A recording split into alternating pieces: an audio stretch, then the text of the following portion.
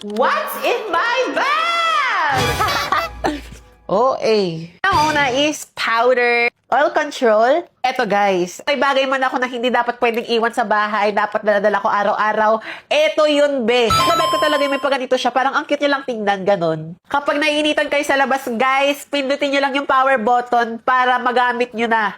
Nang sa ganun ay hindi kayo mainitan sa labas. So refreshing! At ang kagandahan pa dito guys, hindi siya ganun kaingay compare sa ibang nakasanayan nating GC Life. At bakla, ang isa pa sa pinaka nagustuhan ko dito is sobrang gaan niya lang talaga. Hindi siya mabigat, hindi siya perwisyo sa bag. Hindi kayo mabibigatan dito, best. At meron siyang 5 different speed wind level. Meron siyang level 1, level 2, level 3, level 4, at level 5. At alam niyo mga guys na meron siyang 5,000 mAh battery capacity.